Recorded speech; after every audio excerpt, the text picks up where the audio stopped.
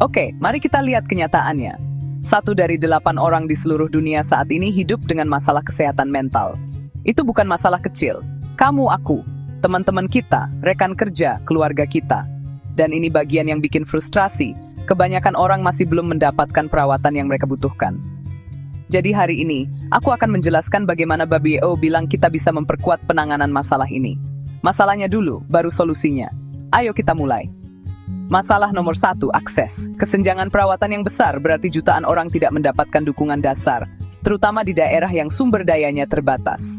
Masalah 2, stigma. Orang-orang diam saja karena takut dicap, yang menunda bantuan dan memperburuk keadaan. Masalah 3, ini bukan di pikiranmu, kemiskinan, konflik, diskriminasi, trauma, tekanan lingkungan. Jadi ini kesehatan, tapi juga soal perumahan, pekerjaan, keamanan, hak-hak. Sekarang solusinya, apa yang direkomendasikan WHO? Nomor 1, jadikan kesehatan mental bagian dari cakupan kesehatan universal. Itu artinya kamu bisa datang ke layanan kesehatan dasar dan mendapatkan bantuan nyata, bukan cuma rujukan yang tidak jelas. Program MEGAP WHO melatih penyedia layanan non-spesialis agar masyarakat tidak perlu menunggu spesialis langka muncul. Nomor 2, alihkan perawatan ke komunitas. Kurangi ketergantungan pada institusi besar, lebih banyak layanan lokal yang melindungi hak asasi manusia dan martabat. Program Quality Rights WHO mendorong negara-negara untuk membangun layanan yang penuh kasih, hormat, dan efektif. Nomor 3, pencegahan dan promosi. Sekolah yang mengajarkan keterampilan mengatasi masalah, tempat kerja yang mengurangi kelelahan, kota yang merancang ruang aman, kebijakan yang mengurangi kekerasan dan kemiskinan. Idenya sederhana, kurangi risiko, tingkatkan faktor pelindung. Nomor 4, pencegahan bunuh diri.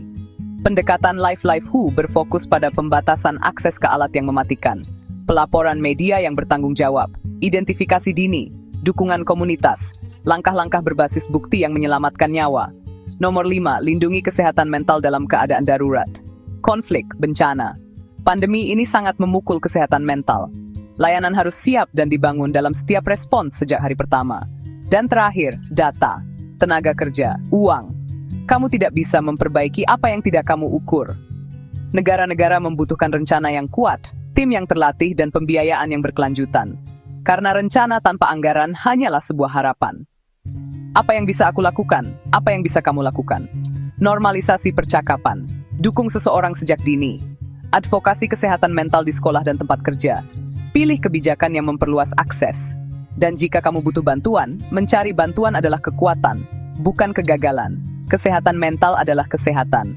Mulai dari klinik, hingga ruang kelas, hingga kebijakan. Ketika kita memperlakukannya seperti itu, kita membangun komunitas di mana orang-orang bisa benar-benar berkembang. Itulah respons yang layak untuk diperkuat.